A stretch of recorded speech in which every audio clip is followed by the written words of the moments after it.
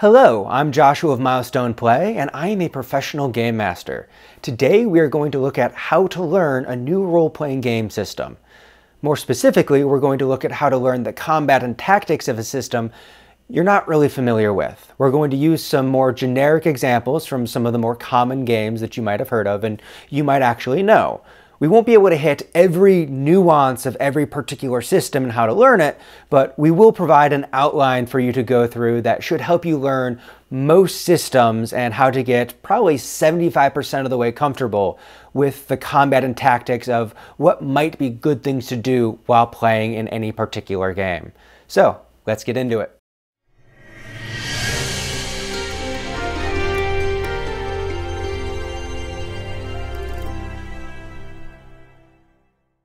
When I'm learning a new role-playing game system, there are 4 things that I like to do to help me slowly learn the system, figure out how it's supposed to be played, and then in combat, where rules tend to be a bit more nitpicky, figure out the do's and don'ts in particular situations. So we're going to go through those 4 different things and provide an outline for you to then look at other systems and figure out how those games are supposed to be played.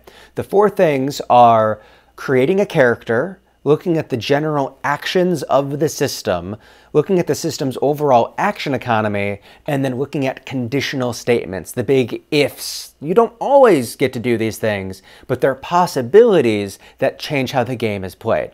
So we're going to go through all of these. The first one is creating a character.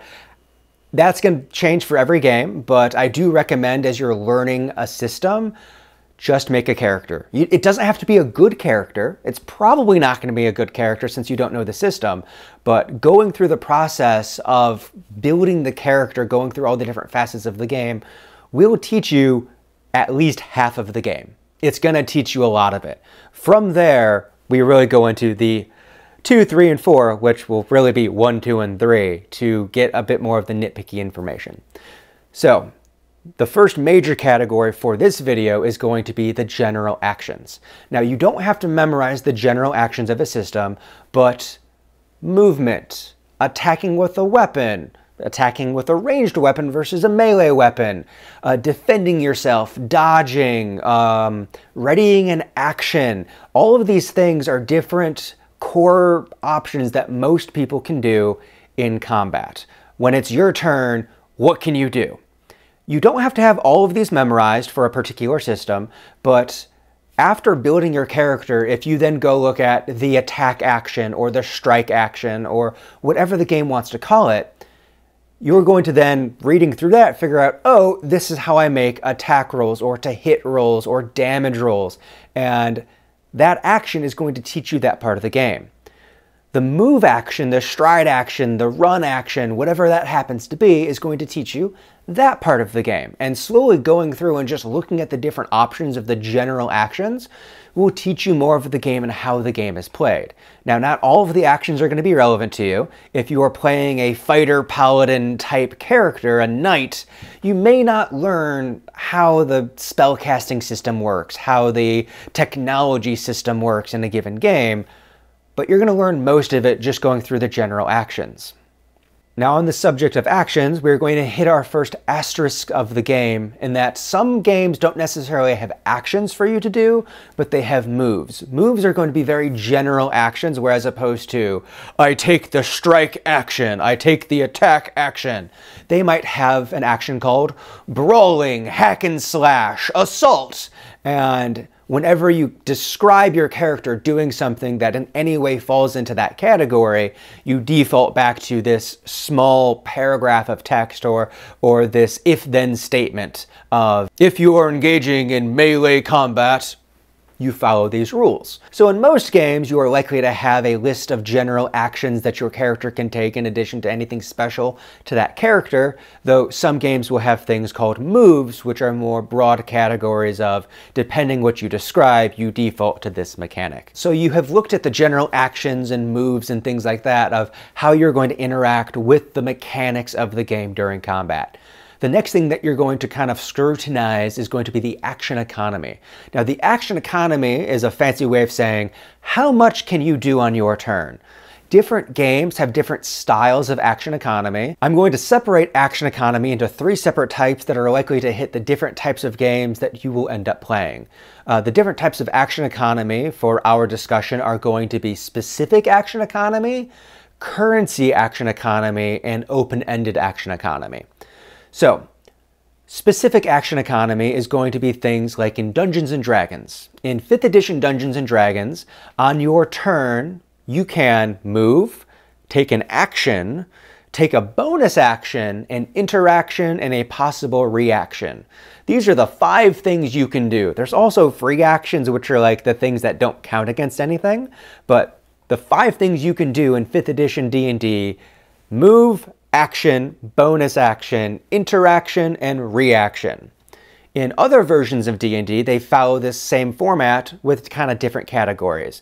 4th edition, you have your standard action, your move action, your minor action, plus your freebies. In 3rd edition 3.5, you have your standard action and your move action, and then your freebies. All of these D&D systems follow you get these very specific things you get to do. So in all of these editions of D&D, that standard action can be used for those things that you previously looked at of the general actions your character can take. Your character might have specific things special to them that they can use their standard action on, but that's what that's for. Your move action is probably going to be used to move, though in D&D 3.5, your move action can also be used to draw a weapon or stand up. And so you have these different categories where standard actions can be used for this. Moves can be used for that. In 5th edition D&D, your bonus action can only be used for very few things that say, as a bonus action, you can do this thing. In the beginning of 5th edition D&D, you really were only guaranteed a move and a standard, and then it was really conditional on your character if you got a bonus or a reaction. Your bonus action and reaction were not given to you. Now, after 5, 6, 7 years, as we have continued to build the game and there's more and more rules, this thing called power creep happens where characters can do more and more things easier. And so as you are learning the system, you might start to realize that if you're not using your move, your standard, your bonus, your reaction, if you're not using all of these most of the time, you're making a suboptimal character, which is okay. But as you are mastering the system, mastering the mechanics, you are looking at how can I use all of these specific things in their own way. So that is a specific action economy where you have categories to fill in. Opposite that, we have a currency-based action economy. Games like Pathfinder 2nd Edition have this, where you get 3 actions on your turn. 3 actions. Most things like striking with a weapon or moving, calling the stride action, these things each just take 1 action. And on your turn, you have 3 action points to spend. You have 3 actions to spend, and whatever combination you want to spend them in, you can spend them in. Now, certain special actions might take 2 actions to do. Special activities might take 2 actions or 3 actions. And that's taking up a bulk of or all of your turn to do this one thing, but it's a really big thing. So in a currency-based action economy, you are going to be looking at, okay, do I want to do 3 smaller things? Do I want to do a medium thing and then 1 small thing? Or do I want to do 1 really big thing that takes all of my actions? Now, not all currency-based action economy systems will be 3 actions. Some of them might be 2, some might be 4, some might be variable. But in opposition to that very specific D&D, here are your categories of actions, a currency-based system just says, here are your 2 points, your 3 points, your 4 points, spend them however you want. Our third action economy system, that kind of open-ended system, is going to be in games like Powered by the Apocalypse. Dungeon World is an example of a Powered by the Apocalypse system, where these are very narrative-forward games, and on your turn, you get to do something. You get to describe what you want to do. And with that, we go back to those moves that I mentioned earlier. So instead of doing a specific action, you describe what you want to do, and if it sounds like what you want to do is to go attack someone, you might be doing the brawling or the hack and slash or the assault move. And it's purely based on what you describe to what mechanics you're looking to do. In a lot of these narrative-based games, as opposed to being limited based off of you can only do so much, it's more based on what you and the game master think you can get away with. And then for instance, Dungeon World, if you go to fight monsters, depending how you fight depends on the successes and the failures. So for the hack and slash move in Dungeon World, you simply describe, oh, there's 3 goblins and an ogre. You can say, I run up and I attack the first goblin. At which point, if you succeed, you are damaging the first goblin. But if you fail, that goblin is attacking you. Alternatively, you can describe running up and attacking both of the goblins. And if you succeed, you damage both goblins, but if you fail, both goblins get to attack you. Same thing with the ogre. You can single the ogre, or you can go in mad dash trying to attack all of them. High risk, high reward. So with a very open-ended move-based system, that really comes down to what you're comfortable with, what your game master is comfortable with, and your risk management. So we've looked at the actions, we've looked at now action economy, where there's the things that you know you can do in the game reliably, you know the rules of how those things work. And then looking at the action economy, it's making sure you do as much as you can. If it's a specific action economy, you want to try to find ways that you can use as many of your specific categories of actions on any given turn. For the currency-based action economy, you want to make sure that you are using them most efficiently and getting the most out of them, as opposed to underselling or spending too much time on something where something smaller might have worked. And then for the open-ended, it's more risk management as opposed to trying to play the game of the mechanics. The final thing that I like to look at when trying to learn the combat and tactics of a new system are going to be the conditional statements, the if statements, the things that are not always going to be available to you, but depending on how you position yourself in the combat, what you do, different things might become available to you. So as opposed to the guarantees that we had at the beginning of the video, these are now the things that aren't guaranteed, and that you have to be more tactical, you have to be more strategic to take advantage of them. The first major conditional if rule is going to be flanking. Not all games have flanking, but what flanking is if you and an ally can get on opposite sides of an enemy, you'll get a bonus. In some games you get a +2 to a die roll, other games you get advantage on the die roll. You get to roll twice and take the better number. And by positioning yourself appropriately in combat to split the enemy's attention, you get bonuses. By paying attention to any flanking rules a game might have, you can then get the upper hand on an enemy without the enemy getting an upper hand on you. Less common than flanking, but equally important, is going to be facing. Facing is when a game has mechanics for, if you are looking in this direction, you can't see people behind you. You may not be able to attack people behind you, and people behind you may get bonuses to their attacks against you. So where flanking is where you are comparative to multiple people, facing is purely based off of what direction you are facing and who you can attack, whether you get your shield bonus for shielding attacks in front of you and on your shield side. But if your shield's over here, you might not get the bonus over here. Not many games have facing rules, but this is one of those conditional statements that you'll want to look up to see, oh, are there rules for this? And then that can allow you to be more strategic and tactical in combat. Now that we've looked at where you are on the battlefield in comparison to your allies and your enemies, let's look at where you're going and the consequences of going there. Opportunity attacks, or attacks of opportunity, are attacks that some games have that you get to make not on your turn. The most common way for attacks of opportunity to be implemented in the game are based off of an enemy leaving your reach. So in 5th edition Dungeons & Dragons, most characters have a reach of 5 feet. You can swing at enemies within 5 feet of you, typically 1 combat square.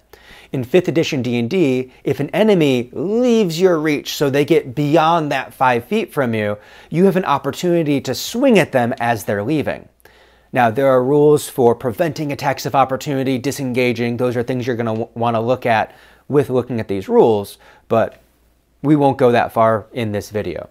So in 5th edition, when someone leaves your reach, you can swing at them as they turn their back and flee. In other games, such as 3rd and 4th edition D&D, as opposed to leaving your reach, it's when an enemy leaves a threatened square. So as opposed to just leaving you, if someone starts to move around you in combat, you threaten all of those squares, so that can trigger an attack of opportunity then. Now, this isn't something that you need to know now, but if you are looking at how attacks of opportunity work, you are looking at whether it's, occasional people leaving you, or if it's people being specific moving around you. Once again, there's going to be rules for how to prevent that from happening as well. In addition to movement-based, some games that want to be very realistic might have attacks of opportunity triggered if you are trying to shoot a bow with an enemy right next to you with a sword. As you are trying to aim, they get to stab you. Other times when a spellcaster is trying to weave magic, that is a very big distracting thing, and someone might be able to take an attack of opportunity on you. So there's a bunch of ways for attacks of opportunity to be implemented, and that plays into the strategy of the game of whether you want to engage in someone and leave, whether you want to engage someone and then you're stuck there engaged, otherwise you'll get attacked, or if you have fighters in the party that want to go engage enemies, that way they can't get to your archer, they can't get to your spellcaster and attack them when they're trying to do their job. That becomes part of the strategy of if attacks of opportunity are a major thing, you are going to want to have the frontline fighters getting the enemy's attention. That way, the people that might be taking those attacks of opportunity are free to do the things that they need to do in the back. Games that don't have attacks of opportunity want you to be more free to move around, at which point it's about what you want to go do as opposed to the dangers of trying to change your mind. Now, attacks of opportunity seem to be a very nuanced and mechanical thing, and they are. The more ways to do them, typically the more nuanced and mechanical the game is. But narrative games can also have a similar feature. Let's look at Dungeon World, a very narrative game that has moves. In Dungeon World, the way that these conditional attacks come about is going to be in moving through the environment through dangerous situations. So for instance, if you are in a room with an ogre and there's treasure on the other side, you can ignore the ogre and just go, yeah, I'm gonna tumble around his legs, grab the treasure, tumble back out and get out of the room. In that case, the game master might ask for you to make a roll to defy danger. And what that means is, as opposed to standing and fighting in the room and going turn by turn there, you are trying to run by the ogre and run out, and the ogre is probably going to be swinging a big club around or something like that, at which point this is a single die roll to see, do you successfully get around him and get back, or does something bad happen on the way? Another way for these conditional attacks to happen is going to be with reach. So weapons in Dungeon World might have the categories of hand, close, and reach. Hand weapons are brawling with your fists, or having a dagger, or a sap, or brass knuckles, or something very small that is just hand-sized.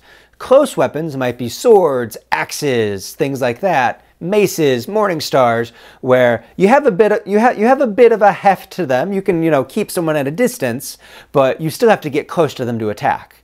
And then reach weapons would be things like polearms, greatswords, spears, where you can really keep someone at a distance. So if you have something like a dagger and you want to attack a goblin with a spear, you're going to have to get inside that spear. You're going to have to get past their reach and get in close.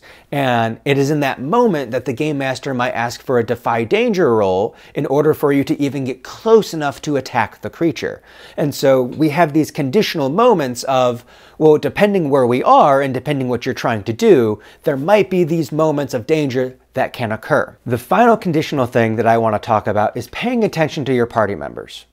After you've gone through and looked at the general actions or moves, you've looked at the action economy, you've looked at your own positioning on the battlefield and figured out the things that you want to do, it's good for strategy and tactics to look at what your companions are doing. While you've spent time learning what your character can do and focusing on that, they've spent time learning what their character can do.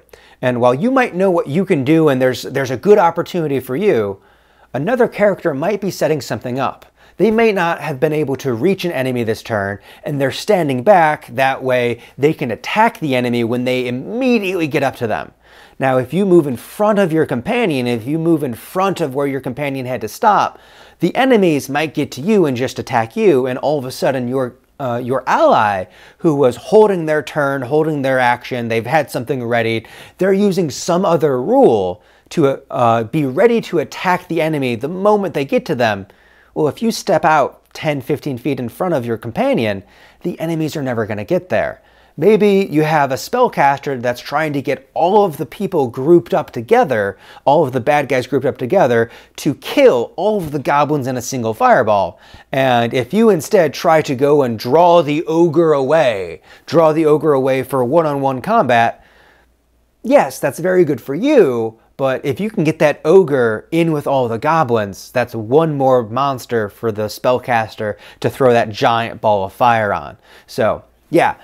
Spend as much time as you need learning your character, but at the table, just take that one last moment of paying attention to what your allies, what the other players are doing on their turn, and see if there's something that you can do to help them out. Because that's where the most strategy and the most tactics are going to be once you've mastered the game, is how you can team up together. So, as we've gone through this entire list, going through all the general actions and moves, the things that you're guaranteed that this is how the game works, and then looked at the action economy and make sure that you are maximizing, doing as much as you can and as efficiently as you can on your turns, and then looking at those conditional statements, looking at the conditional rules of, well, if we can do this, we get this bonus, or if we don't let the enemy do that, they don't get that bonus. As you look through all of these things, just make sure to contextualize it back with the rest of the party. And once you go through all of this, even if it's a system that I haven't referenced in today's video, if you go through this process with another system, you'll be well on the way of learn the character, 50% of the rules. Look at the actions in the action economy, 75% of the rules. Look at the conditional statements, 80, 85% of the rules. You're most of the way to the mastery of the system just by going through this small process of taking things one step at a time and building up the mechanics, building up the tactics. And yeah, that's how I learn new role-playing game systems, and hopefully it'll help you learn yours.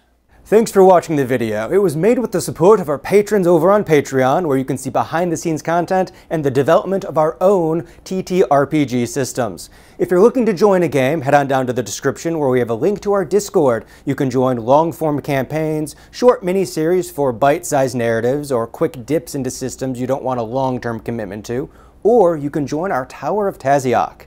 Tower of Taziok is a 5th edition infinite dungeon with roguelite elements, legacy play, and downtime synchronous with the real world. After you form a house of patronage, every week that passes in your life, your character gets a week of downtime. Everything else you can check out milestoneplay.com, and yeah, thanks for watching. Let's get going.